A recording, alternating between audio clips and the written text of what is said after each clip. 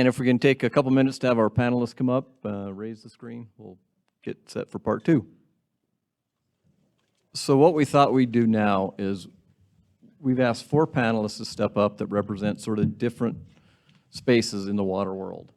And first we're going to ask each one of them to sort of react to the film, get their impressions, and then open it up for questions from you to the panelists, questions for Christi, and even a discussion. If anybody else wants to stand up and sort of represent their space in the water world, that's fine as well. So just a quick introduction on our panelists. Down on the far end, Jarrod Biggs. Jarrod is with the city of Durango. He grew up in the San Luis Valley, where a lot of that film was made. Went to the University of Colorado, came to Durango, worked for the water utilities section for the city of Durango, and now I think is the finance manager for the city. Assistant finance manager. So kind of a unique perspective. Next to Jarrod is Rica Fulton. Rica works for Dolores River Boating Advocates out of Dolores. She is the Advocacy and Stewardship Director with the Boating Advocates, a small local nonprofit based in Dolores whose mission is to protect and enrich the recreational and ecological values of the Dolores River. She is from Southwest Colorado and enjoys spending time on rivers outdoors, of course. She does. And a Fort Lewis alumni. Yes. And went to the University of Wyoming. Thank you very much. Next to Rica is Sam Perry. Sam grew up on a large cattle ranch in Carbondale, Colorado. He is a Fort Lewis alumni as well. He is a co-founder of Fenceline Cider and Heirloom Cider Apple Orchards. He is president of the Root Ratliff Ditch Company, and he is also president of Western Colorado Power Company, which dabbles in old hydropower systems. So another interesting thing. Finally, Adam Reeves. Adam Reeves is a water rights attorney with Maynes, Bradford, Ships, and Sheftel here in Durango. Adam practices water law representing farmers, ranchers, special districts, and Indian tribes. He also was appointed by the governor to the Water Speculation Task Force, which wrapped up its work, I think, last year. May be called back to do more. And according to this, Adam is the second best man in Durango. I don't think that's accurate. So, anyways, Jarrod, if you want to go ahead and kick it off, thanks. Sure, and first, I thank everybody for coming this evening. It's fantastic to have great. Can you hear me? I guess I need to speak closer to the mic. I wanted to thank everybody for coming because it shows a little bit more of the interest of not just our community, our region in this incredibly precious resource that we all get to work with on a daily basis. My immediate reaction to this film and was it strikes a little bit of an adversarial tone at the outset, right? Of this us versus them that I think the water community has experienced for as long as I've been alive, right? From growing up, and interestingly enough, that water speculator Henry, the original name of the town I grew up in, Monte Vista, was Henry, until his canal company went bankrupt, and they decided it wasn't really good to name it Henry any longer, right? And so that, I think that us versus them mentality, I initially watched this film and I'm like, well, it's another one of this, farms versus towns mentality. But as you get through the film, you get to the point. You get to the cooperation. You get to the how can we do both? How can it be farms and faucets and not farms or faucets? And so I think that one of the things that it gets me thinking about a lot is, as I dabbled in political science, that's my background, is how do we as policymakers, how do we as practitioners help to drive our incentive structures? Because that's going to be the thing that will change the way we use and the way we negotiate and the way we collaborate. So I think the film, ultimately, I was concerned at the outset that it was just another film about this divide. But it comes back in the end and hits that tone of, hey, cooperation can develop value. Coming to the table can develop value. And that's going to become more and more important as we continue moving ahead. So at the end of this, there's a lot of value in this film, as long as you watch the whole thing, right? You can't cut out in the first 5 minutes. And so that's kind of my initial take on this film, and it was incredibly well done.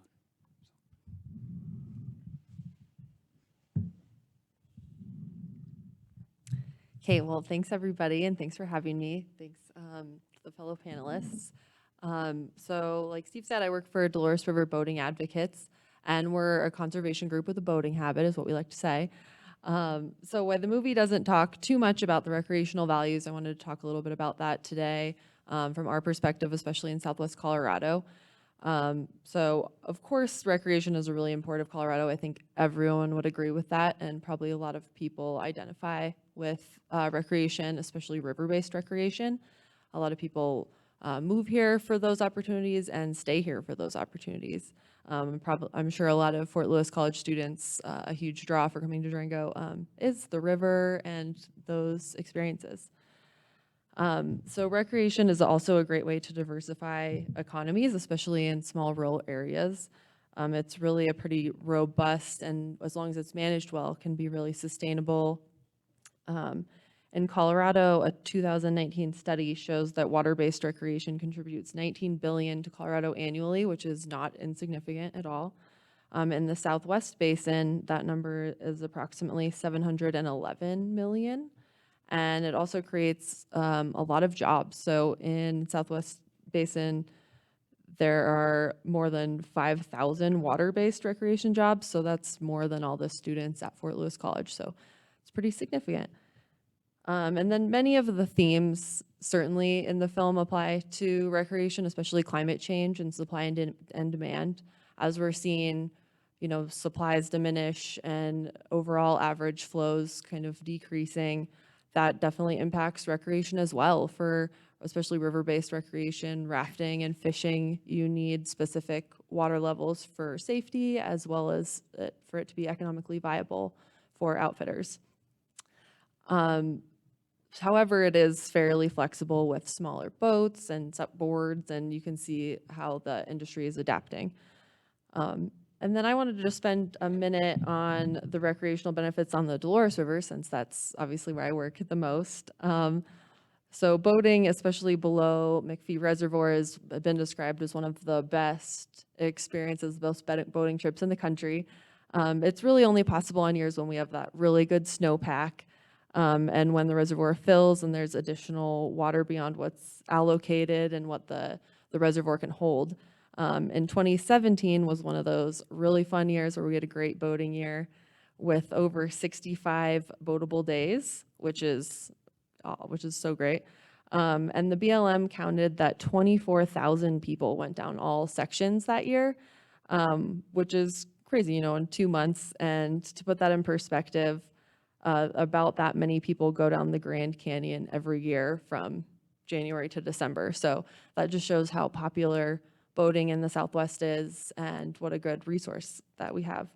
The Dolores has been, climate change has been hitting it really hard these last few years, and it's been really hard for everyone who depends on the river itself, the farmers.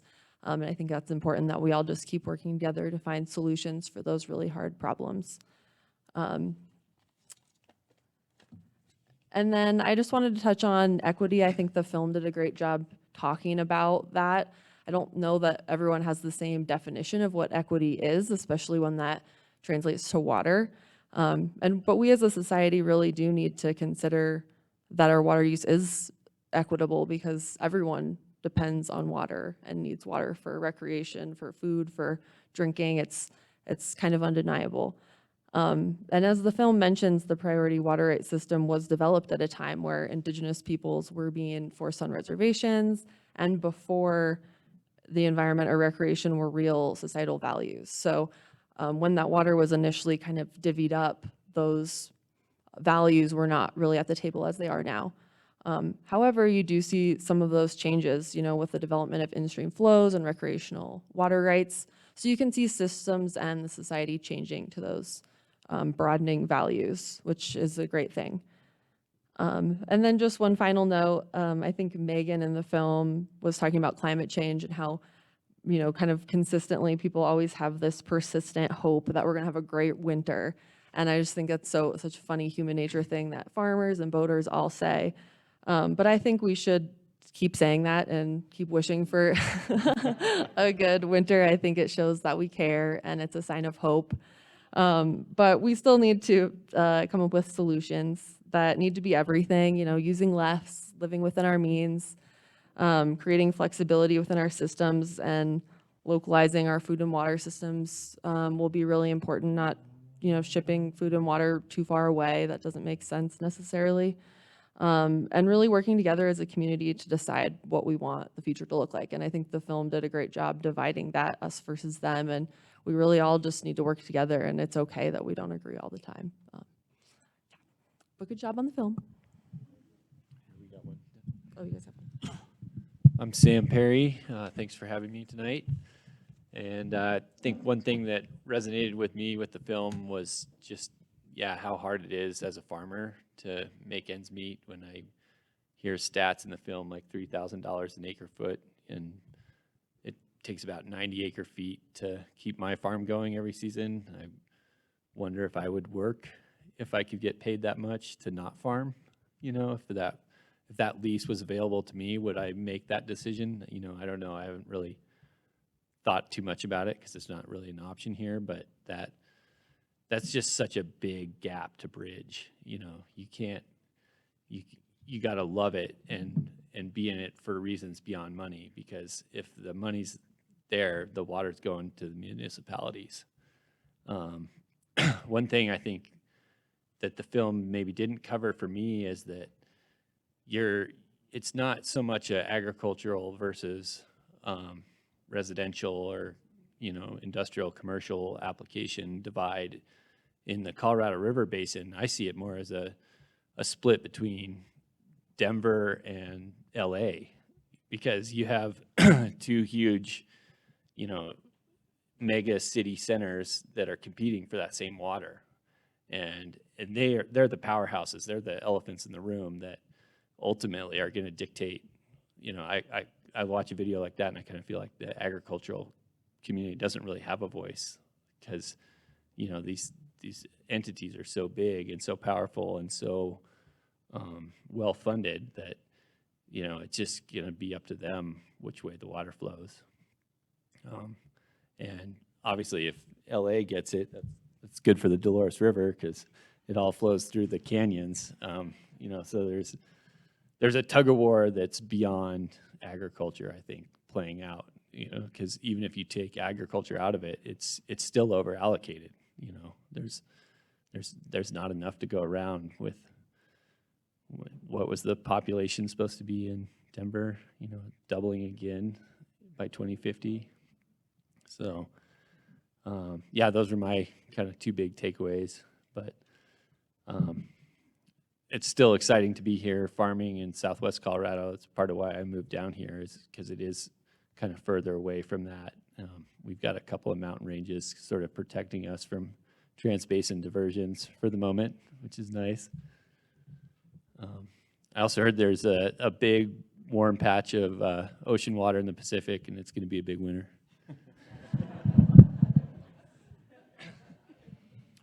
My name's Adam Reeves. I'm a water lawyer here in Durango.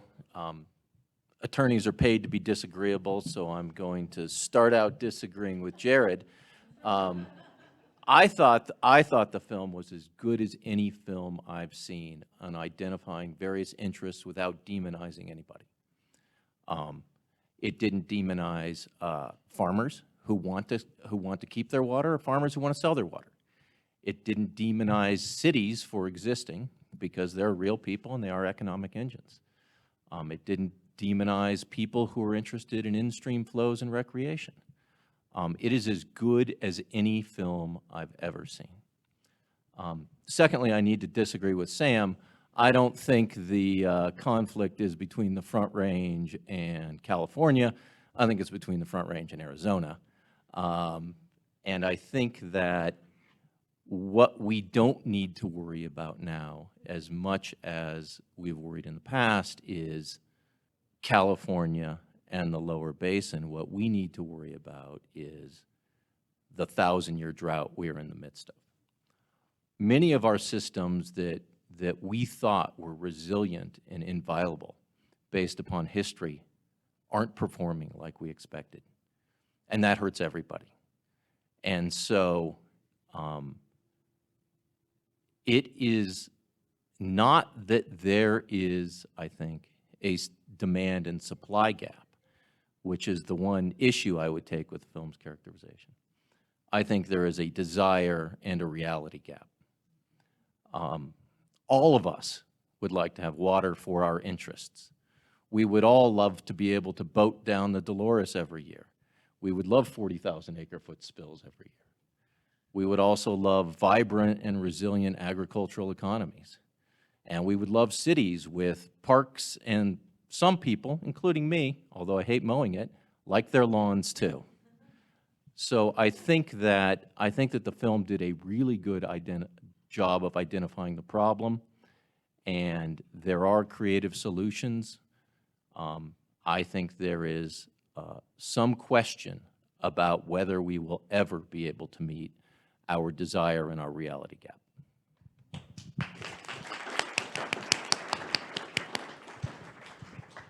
So thanks for all those comments from the panelists. Before we open it up to the audience, I want to know if Christi wants to respond to anything she heard at all, or not. There's the Listening so many different opinions, I love it. That's the beauty of it. I'm not going to argue someone's standpoint because we all bring our own experiences to the table and our backgrounds and what we advocate for. So I'm really enjoying this discussion so far. Okay. Thanks for that. Now, I'd like to open it up to the audience, either for questions of Christi or the panel, or if you just want to provide your own perspectives on the film, that's fine as well. And we've got a mic wandering around. Please use it so make sure everybody can hear you. Hi, everyone. My name's Teal Leto, and I am an FLC alumni. I graduated in May of 2020. My question has to do with the concept of buy and dry. I guess I just don't understand why it has to be all or nothing. I believe that there is a way forward where we can pay irrigators to upgrade efficiency and choose better crop choices so that they can maintain those agricultural communities. So I'm just wondering if any of you panelists have any feedback on why we're always talking about this as a zero-sum game. I suppose my response, both on directly the city of Durango situation and with municipalities across the state, it is not a zero-sum game. There's been a lot of conversations, and as the example shown by the city of Alamosa within the film identifies, right, that there are middle grounds to apply different methods, to apply efficiency, and the city takes the efficiency value, and I think that those are the solutions that will end up bearing fruit or water, at the end of the day. So to your question, I think that there's been this, and maybe that's my disagreement with Adam, right? That it isn't vilification, but it is definitely this, even saying the words buy and dry, insinuates this, it's an all or nothing game, right? That it's either the Western Slope or it's the Front Range, right? We have to get into the more nuanced conversation. And we aren't going to get there with language like buy or dry. And Alamosa got there with the Cactus Hill Farm, right? By respecting somebody across the table, saying, how can we determine our mutual interest? And how can we find an agreeable method, right? ATMs or alternative transfer methods is what we pay water attorneys like Adam to figure out all the time. But they are a middle ground that can be navigated, and they are not a all or nothing game. Yeah, and I would add to that too, in the agricultural community, I'm seeing more and more people, looking at alternative crops that, maybe don't make as much money per acre, but use a lot less water. And there's a lot of interesting stuff happening up in the Grand Valley, Grand Junction, Roaring Fork Valley as well, with people fallowing, fields every 4th year or something. So the agricultural community is looking into this, I'd say, and it's not an all or nothing kind of deal. Yeah, my name is Orville Diss. I was originally in irrigation business over in the San Luis Valley, and the little gal that did a lot of the talking on the, her mother can manage water down to, she can grow a potato crop and know to the 1/8 of an inch how much water that potato crop is using. And a lot of the farmers over there are doing a very good job of being very efficient with their water. They've upgraded their equipment. They're charging themselves a tax of what is about $300 to $400 an acre to try and replenish the aquifer over there. They have backed off of a lot of different high water usage crops.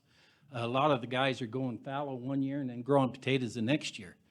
If that company, though, comes in and actually does get the project done to export water out of that San Luis Valley and put it into the Front Range, it's going to be buying dry, because they're not going to spend that kind of money and not pump the water. And it just is not there in the San Luis Valley. The farmers are actually trying to do what they can to reduce acreage by about 30%, which is huge. And did we have another panelist wanted to comment? Yeah, I do think that it's important to understand that under Colorado water law, efficiency improvements go to the river, which means they go to the next person in priority. They don't go somewhere else. So you can't simply improve your efficiency and own that water and give it to someone else. Your right is to use the water for a beneficial use, and if you can accomplish that use with less water, that water doesn't go to, you can't just market that water somewhere else. Now, there are a lot of other things that people are exploring and doing. They can do rotational fallowing. They can do dry year options. So a municipality identifies that it's going to come up water short in a given year because of the hydrology, and they are able to buy water off of a farm that then doesn't irrigate that year. And the environmental bones in my body are leery of efficiency improvements, because what efficiency improvements do is make sure every drop that's put on the land gets used by the plants. If you're doing flood irrigation, about half of that water goes back to a stream, and that contributes to base flows in the streams. So we don't get the feast and famine that we often see in streams. We need to be very careful about efficiency improvements, thinking that that's going to result in more water in streams. That's not always the case. I just want to respond to that with pointing out the fact that most of the water that's diverted out of the Dolores River Basin is taken into a trans-basin diversion. So any of the water that's used for flood irrigation on those crops will never return to the Dolores River. So those returns on irrigation are kind of pointless because they're going to a completely different watershed. So I know it's location specific, and I am definitely not a supporter of the RWR proposal, but I do recognize that the Upper Basin's plan for dealing with the incoming drought is demand management, which is literally paying farmers not to irrigate. So I was just wondering, I appreciate your explanation that efficiency goes back down the river. That doesn't really make a lot of sense to me, but I see that that's the existing infrastructure. I think the Dolores is not a particularly good example of that because it's mostly sprinkler irrigated, which is highly efficient. There are less return flows in the Dolores Basin into McElmo year upon year, I would say. And the reality is, even if the Dolores, irrigators got a 30% supply this year. So that water wasn't going down the river no matter what happened. Water goes down the river in good snow years, and we all pray for those. Yep, we got a question over here. And I think, are you a student? You get dibs. Oh, me. So hi, I'm Savannah. I just have a question about how you all are feeling about the new proposed canal from the South Platte to Nebraska, and how you think that could affect not only the fact that we're taking stuff from the South Platte, which works in the Front Range, and we're already diverting water from here to the Front Range. Is that going to affect us more? How is that? I don't know. How do you all feel about that? Thoughts? I'm not sure it's a real thing. Whether they would ever actually do that or not, I don't know. I think that Nebraska became concerned about its future and trotted out an agreement that no one knew existed. And we'll see if that gets built. I'm skeptical that it would be built. The reality is everything irrigable in the South Platte is already being irrigated, to my knowledge. And I suspect with ag to urban transfers, there's probably more water leaving the state. I'm not certain about that. But remember, cities don't consume a great amount of water. They require a great amount of water, but most of it goes back into the rivers in some fashion and goes to the river and the next person in priority. But those people can only use what they can use. So I don't know. It would be interesting to look at what discharges into Nebraska have been over the years from the South Platte. I was going to say that's a great history lesson, right? The state of Nebraska dug through all the history and made arguably a great political stand and a whole lot of light and heat on an issue that, to Adam's point, it would cost them a lot of money to do anything, and it would be questionable whether it would actually work out for them. Hello, my name is Kat Katzos, and I live in the town of Bayfield. And we're in the process of updating our comp plan and land use codes.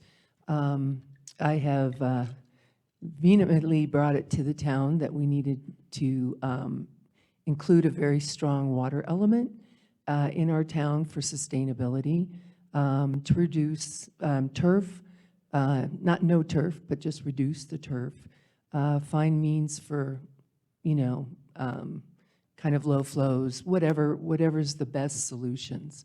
We're a huge agricultural valley, like all of you, and our farmers, as far as I understand it, use about 70% of the water supply out of Vallecito. And we don't have another resource above Vallecito except for our snowmelt and our rain.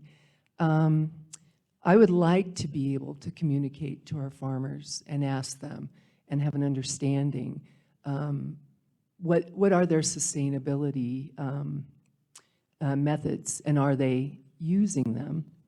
And to the lawyer's point, that if you don't use it, you lose it, more or less, is what I'm understanding. So how do you, knowing that you need to sustain your water supplies for everyone's benefit, how do we do that in a method that, I mean, do we have to change the Colorado law in order to make it more intelligent action that is wise for everyone? I would love for both the lawyer and one of the farmers to speak to that for me. Okay, that's a pretty heavy question. I would agree, yes, I think that policy change would be a great place to start, because for me as a farmer, if there was a more fluid, accessible way to, say, lease out some of your water in a season, like, okay, I'm only gonna farm half my ground this year, we don't have that great of a snowpack, the price of water's up, I could lease out. That would help me cover my base, make my farm more sustainable, and help the municipality out because they get the water they need. If there was some policy change to enforce or aid in that kind of effort, I think that would be a great place for Colorado to look into to managing some of these problems. But the old guard kind of rancher in me would say, look, you know, the original settlers took the initiative. They invested their capital and sweat into making those reservoirs and canals and all that system and infrastructure.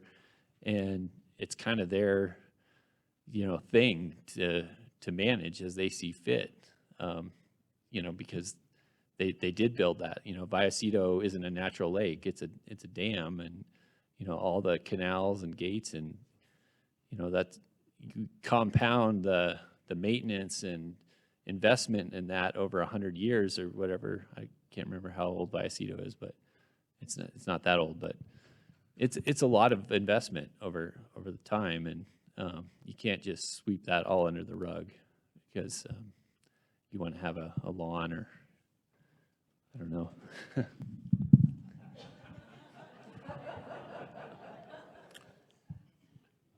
After I mow the lawn is the only time I feel like I've earned a beer. I would say that of all the communities in southwest Colorado, Bayfield has little to worry about in terms of its future water supply. The Pine River Basin is such a good and productive basin. In 2002, if you drove around southwest Colorado, the worst year on record, the Pine River Basin was still green and productive. Bayfield will still be green and productive. I'm not concerned about Bayfield's future water supply. In fact, I believe Bayfield has water on reserve in Vallecito that it can access when it wants to.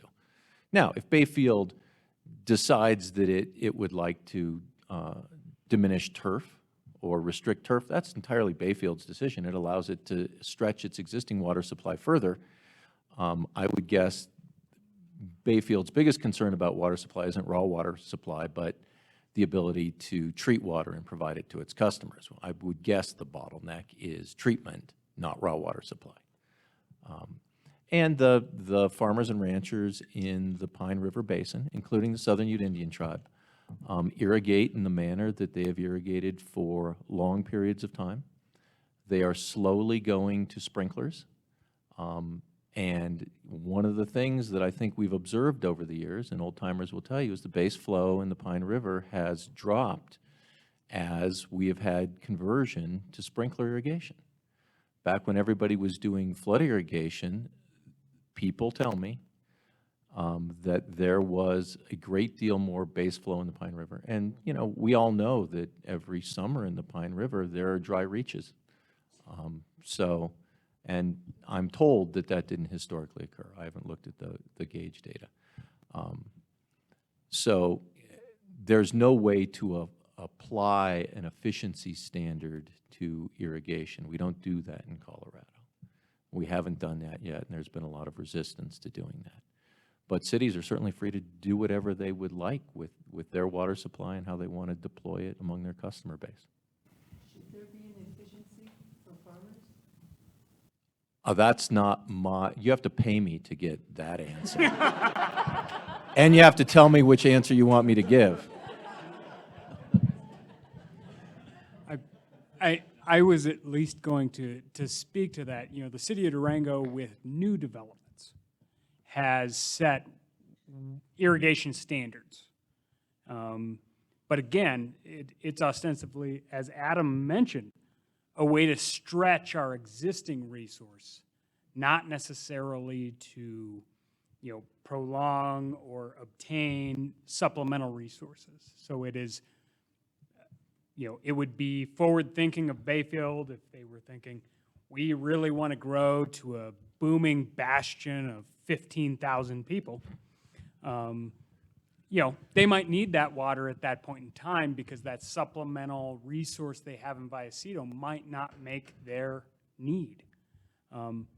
So again, we're making choices based on our current priorities and our future priorities. And that's something that a lot of our elected representatives are, they're charged with deciding today. Students over there? No? Okay, I'm sorry, I'm just kidding. No, you weren't. More of a big picture, and that is, do you think this water issue will come to a point where it makes sense monetarily or logistically to move water from the east, where they're flooding constantly, to the west? I don't know about the feasibility of building a transcontinental canal to solve this problem. The good news and the bad news of the Colorado is it's up really high, so that the physics of that kind of infrastructure project would be really, really difficult and very expensive. But I have read some stuff recently of like some of the coastal towns in Southern California are now looking at desalination plants in lieu of buying more Colorado River water, or they're just saying, hey, we have this water now, but we don't think we'll have it in 20 years. And with the kind of rapid or deployment of solar, the cost of electricity is coming down quite a bit until just recently, but the cost of desalination is coming down with that electrical cost. And so there's places in Southern California now where it's actually cheaper to desalinate ocean water than it is to buy Colorado River water. So I think it would be physically easier to probably bring water from the Northwest into northern Colorado and Utah maybe than, coming out of like the Snake River or even the Columbia eventually, or bring water from Oregon down into the Sacramento River Valley. And that could take some pressure off the Colorado River because they could pull more water out of those systems. But that would be pretty far out to pull something like that off. Yeah, but not in that volume, and that's actually one thing they've looked at is repurposing some of those old pipelines to move water eventually. All right, we had a couple over here. Hi, this question is for Adam. I would like you to divine into your crystal ball regarding your work on the anti-speculation work you've done with the state. If you could divine for us, given these sophisticated attempts at many entities, particularly in the Grand Junction area, how that will play out in privatization and speculation on water on the Colorado River, and if that will affect the West Slope. And you might sort of define anti-speculation for the group, just so we're all on the same page. Well, Colorado water, there's two rules in Colorado water court. One is non-injury and the other is non-speculation. Non-speculation as a legal matter means you don't go and acquire water that you don't have a potential use for. When the legislators charged us with anti-speculation, that's not what they were talking about. What they were talking about was brokering of water, purchasing water and hoarding it and creating a market that then people made a profit on. The committee did not reach any recommendations for the legislature. I don't know whether that committee will come back. The legislature identified a problem, and there was no agreement as to potential solutions for it, which isn't to say there weren't ideas. I think you just dodged that, but I'm going to pass it on. I was really struck by one of the last quotes in the film about we don't all value, or what was it, the dollar is not the thing that we all value. And as an environmental scientist, that really struck me because we're hearing a lot about the economics and the cost and what's cheaper and what's more expensive, but nature doesn't get to play our economic system. and especially desal just came up, and arguably most of the water in the oceans is already allocated as well, just not by Homo sapiens. So can you all talk about what would need to change in our economic systems or how we value things to help solve some of these challenges? Yeah, and I was gonna ask that one since I had the mic. Rica, would you like to address that since you're a, conservationist with a boating habit? Tagline. Yeah, that's something I think about a lot, and it's important. I think similarly, I have a hard time with someone paying a lot of money for water that should just be a human right. I think that could easily become problematic. On the same token, it feels like there has to be some kind of interim period where some kinds of money, temporary transfers of water should be in the toolbox. However, I really worry about private companies making those decisions because they probably won't have the best interest of the environment or local rural communities at heart. So I think that's really concerning potentially. However, I don't want to completely write that off. I don't think we're at a stage where we can just flippantly not, recognize the value of money as really kind of made up it is. I don't know that I have a solution for that, though. I think we all just need to keep understanding the values of water and where it should be, and respecting the environment and respecting all people who might not have the rights or the political capital that everyone else does. So I don't have the right answer, but I think that's a really good question that we need to consider. And I think people are being very thoughtful about that as that's coming more to the forefront of the discourse. Well, I was just going to say that the professor in the film from Metropolitan State in Denver mentions this difference in water use from, the fundamental human right of use that we all should be able to drink and partake and wash ourselves in water, versus the opportunity to make financial remuneration off of water, right? And that's fundamentally one of the tough questions in everybody's mind is, where's that line? And is that line happening above me in the basin or below me in the basin? Right? And so that's where I go back to a little bit of my initial comments are, what incentives do we have today? Because many of our incentives today are based off of our financial incentives, right? That's why we talk so much about water and money, because they say money flows to water, or water flows to money, rather.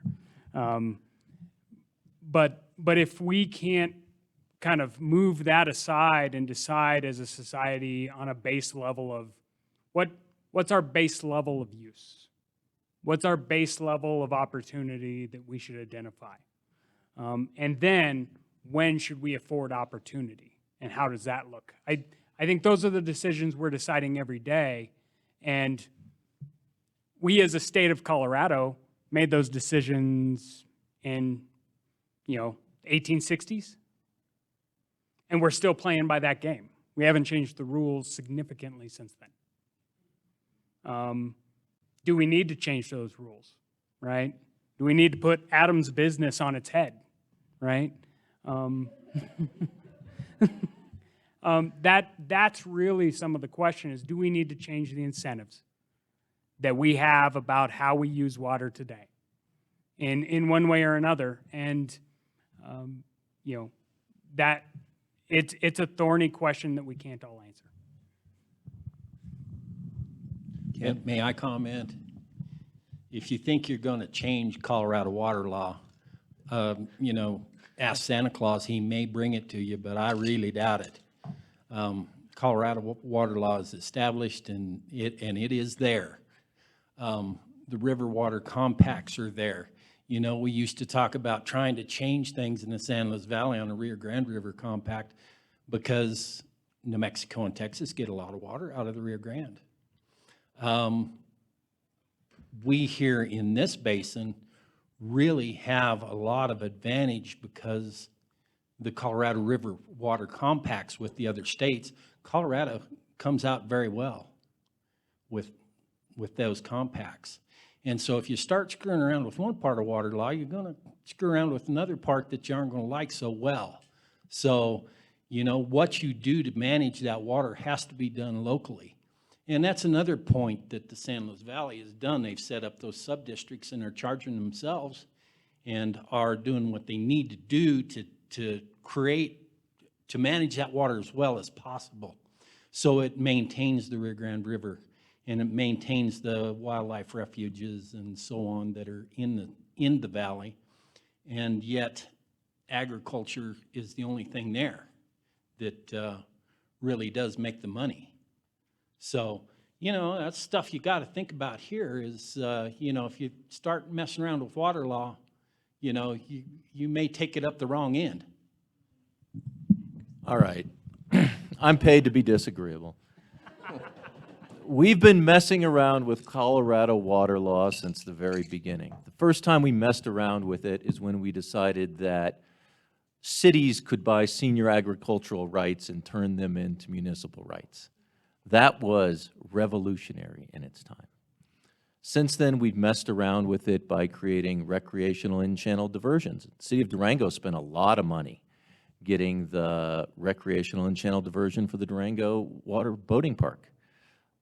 We screwed around with it when we created the in-stream flow program, which allows the state of Colorado to appropriate in-stream flows for the benefit of the natural environment.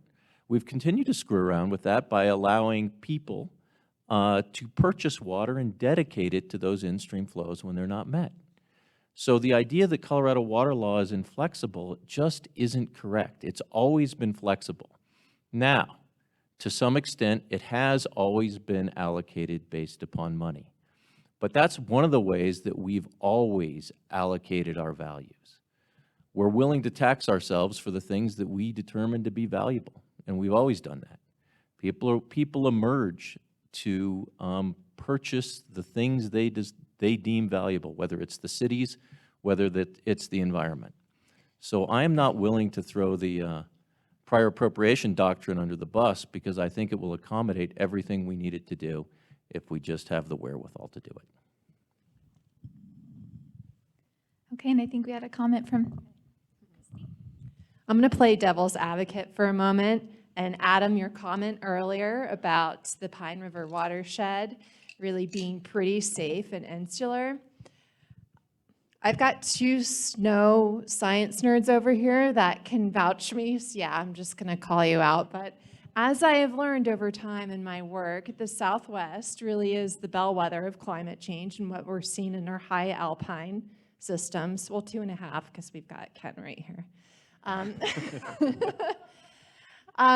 maybe this is more of a hypothetical question because I don't believe that fear moves people into action. It might vary temporarily, whether it's a huge wildfire ripping through the watershed, destroying the water supply, or, you know, I think it was that town, Cape Town in South Africa, you know, 40 days till no water.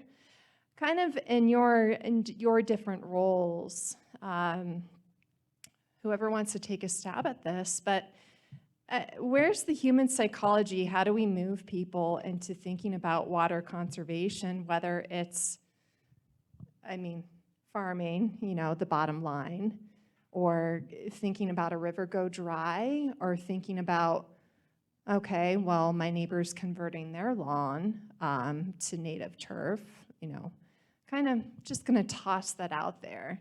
You know, is it responsible of us as communicators and people that are in the water world to be saying, your watershed's okay and you're safe, but maybe that next one over it isn't as okay, so you need to get your act together a bit more. I'll just leave it at that. From my perspective, I think it has to be solved on the supply side because, you know, you look at the Colorado River Compact and it was based on 10-year study where they surveyed how much water flowed down the Colorado River, and then they divided it up on an acre-foot basis.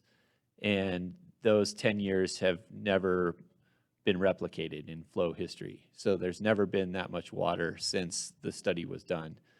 But everyone's afraid to reopen the Colorado River Compact because everyone loses.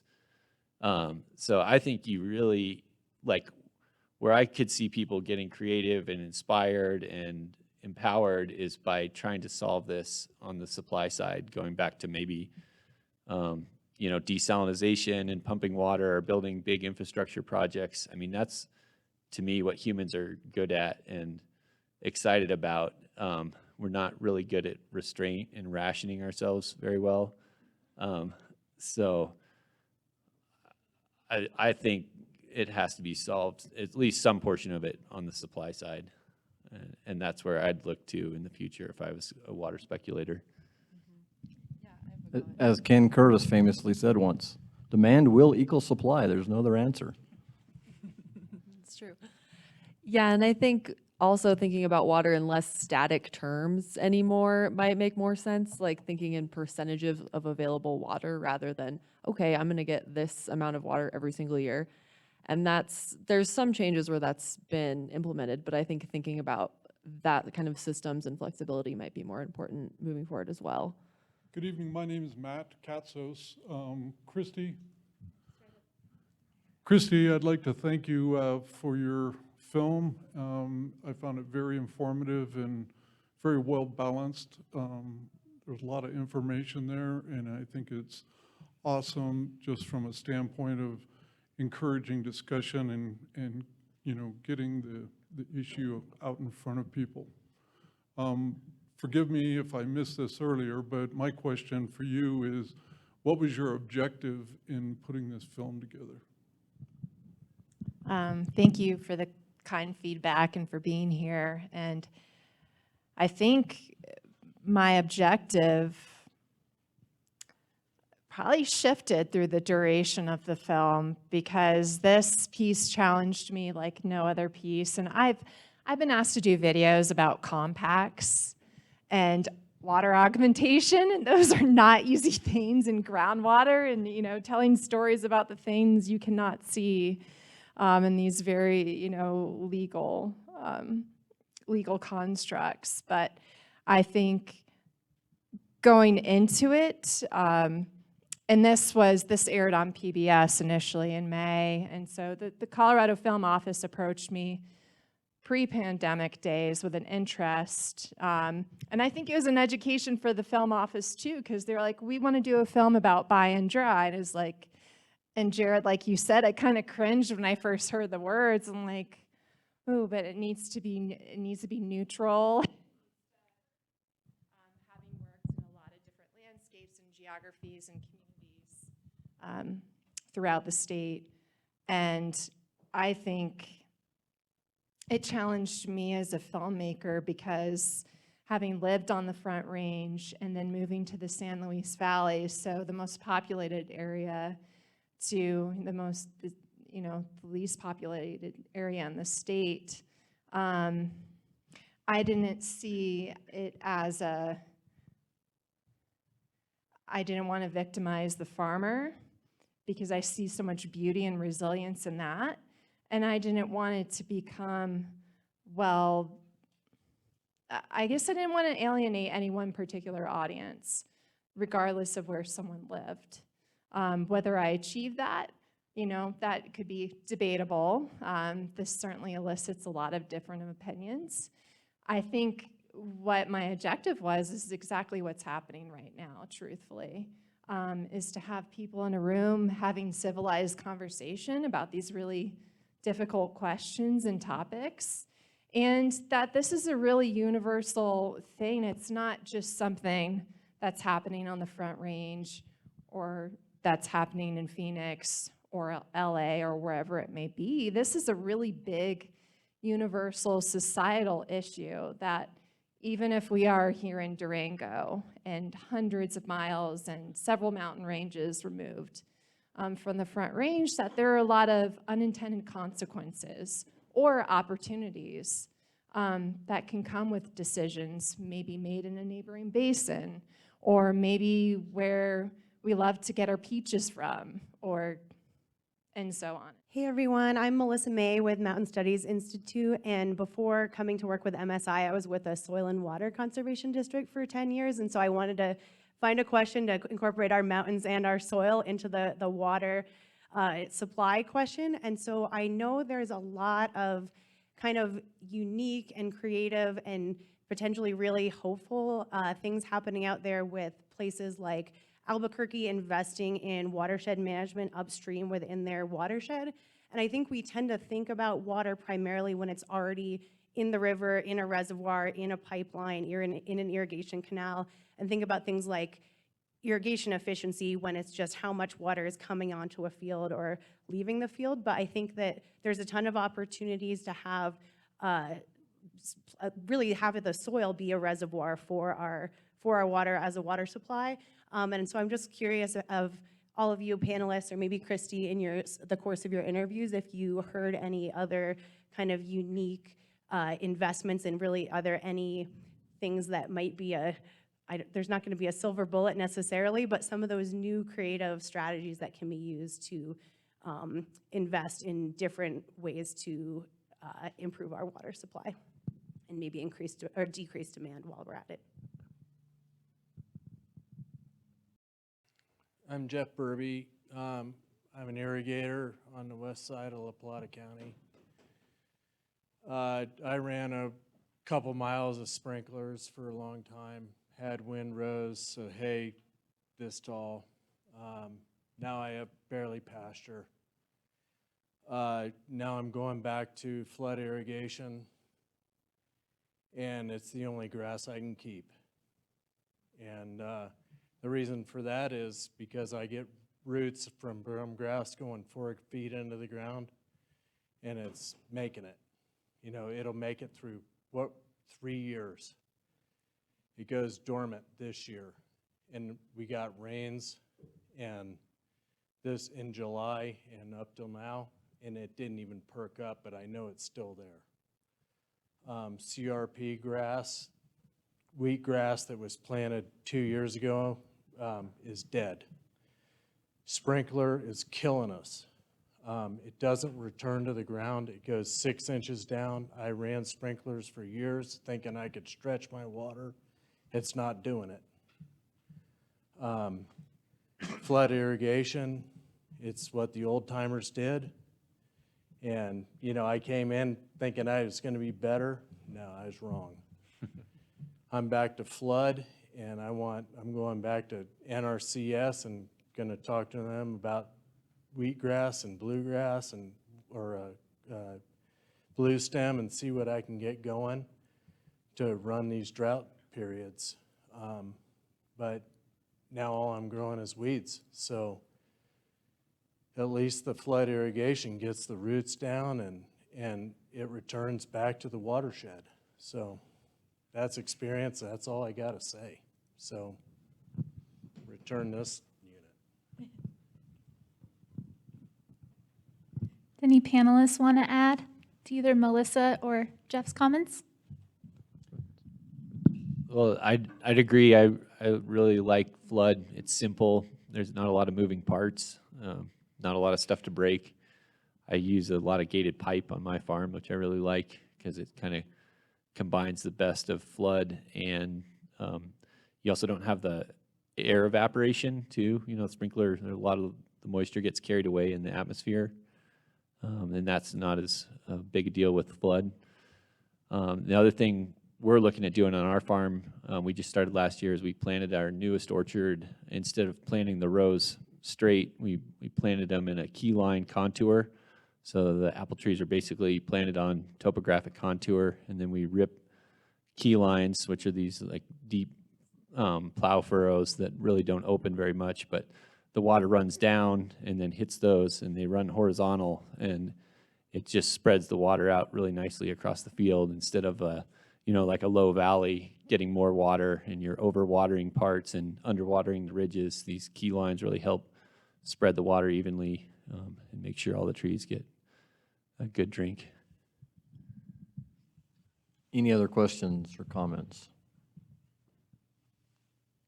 Hi, my name's Darian. I am in the environmental conservation field.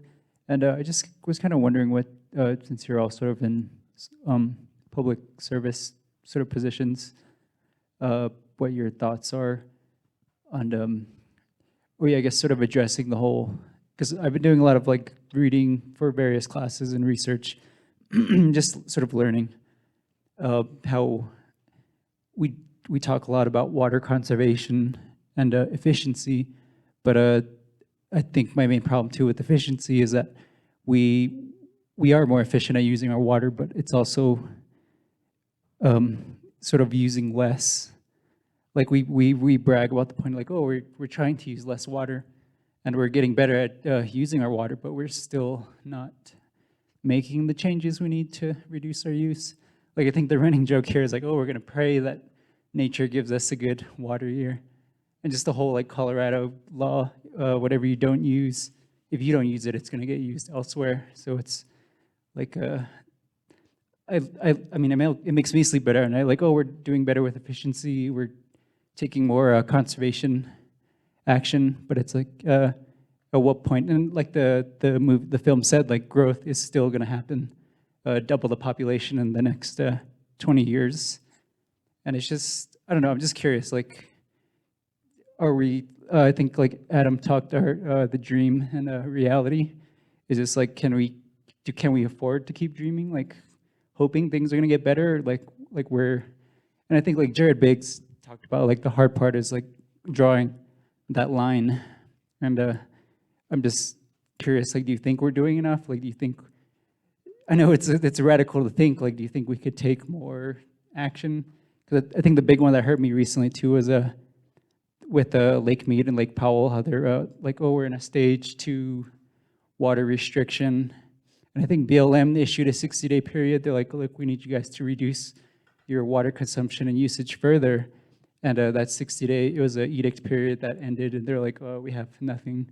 Nobody brought anything new to the table. Nobody's willing to compromise. And it's just like, well, open-ended question, but I'm just curious on your guys' thoughts. So I was told not to let the moderator get a freebie here. I think you should answer that one. I'm looking at the panel first. They get the first shot. I'd say it's probably going to get worse before it gets better, unfortunately. But I think this is a really cool program that Fort Lewis has put together, and I'm excited for you guys as students here that you have something like this, because it is going to take a lot of critical thinking and smart people working on this problem, because it's really big, and it's not even a problem that one group can solve. It's really a coming together of a lot of different interests and a lot of different groups in different parts of the country that have different values to solve this problem. But yeah, I would agree that we are dreaming to think that the current system is going to work in the future, especially with the kind of accelerated climate change and what we're facing. And so yeah, I'd say we're dreaming.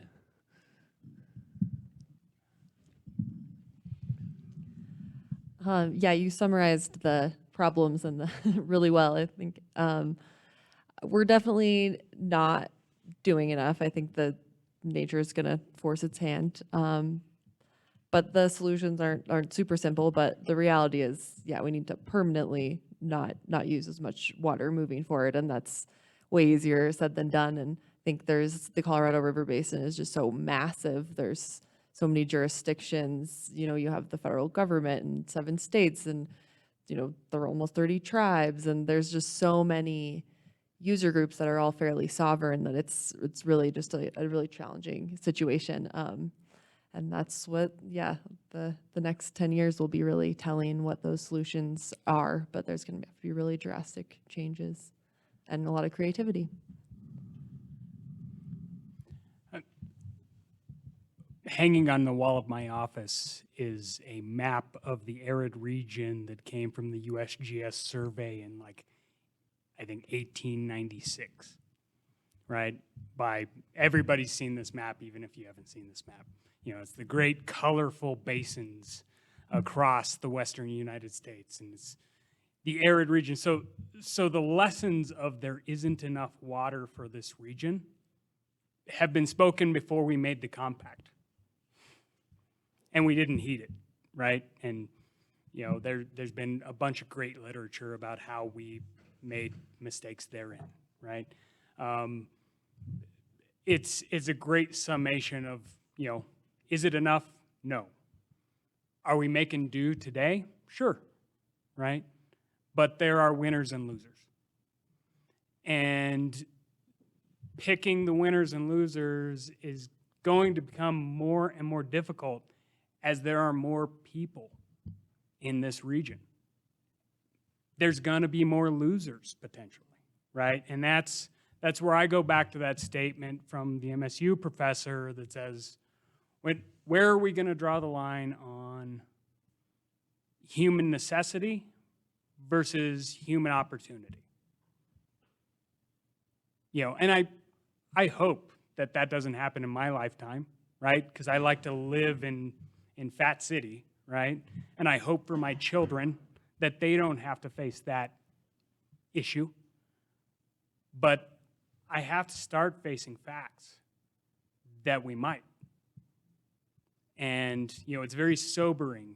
And films like the one we watched today, you know, they're drawing our attention to this sobering fact that, you know, our elected representatives and others, we need to apply pressure. We need to push.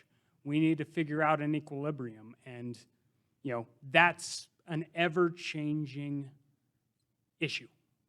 And we have to be agile. We have to change rules. We have to change our methods. We can't be set in our ways. Because these issues have been known for a century.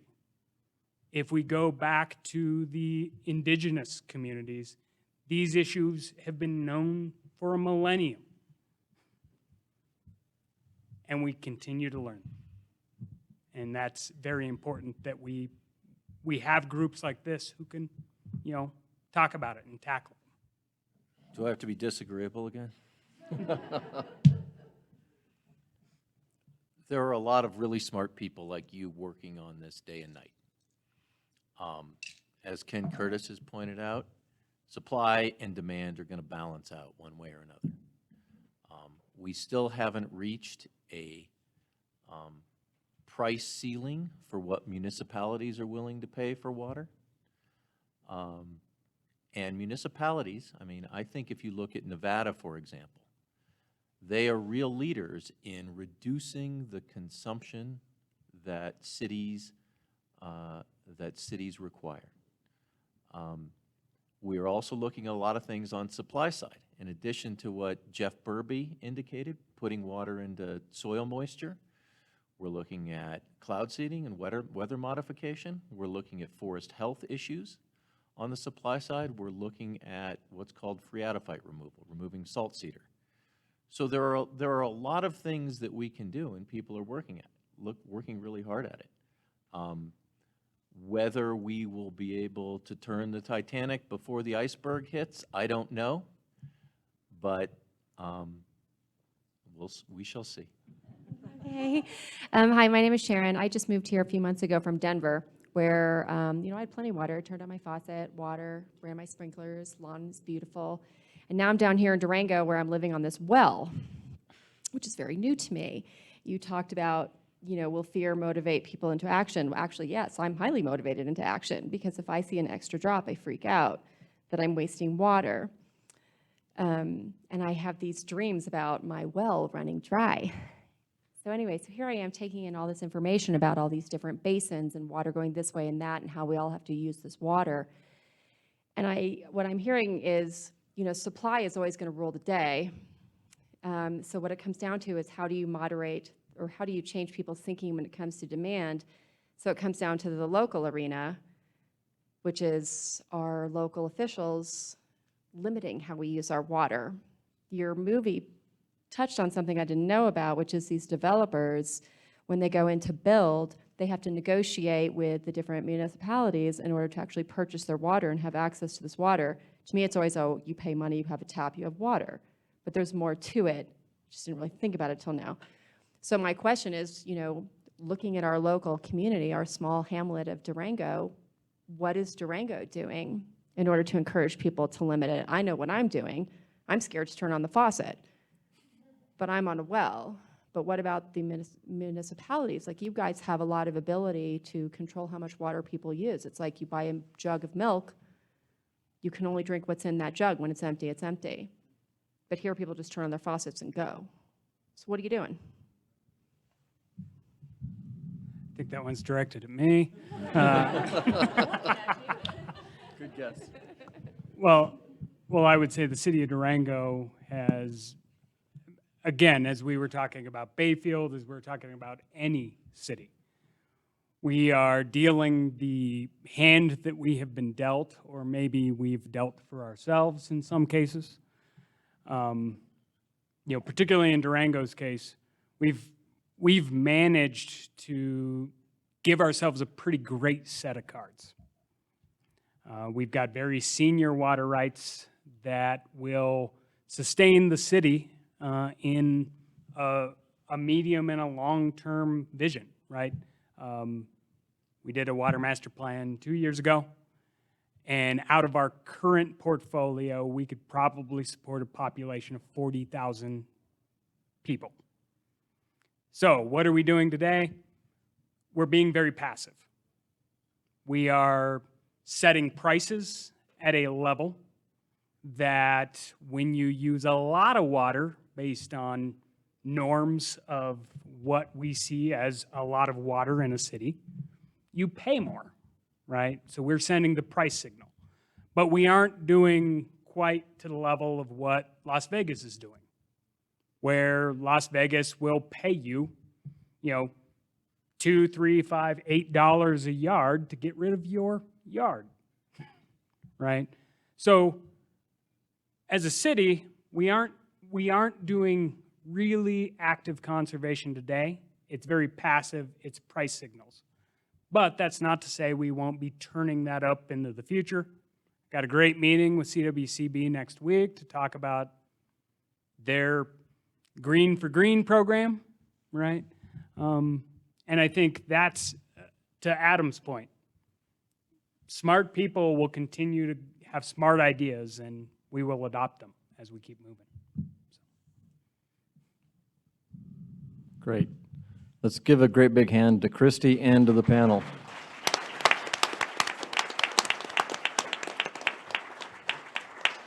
First, I want to thank everybody for coming and showing up, and ask Laura, do you have any closing remarks?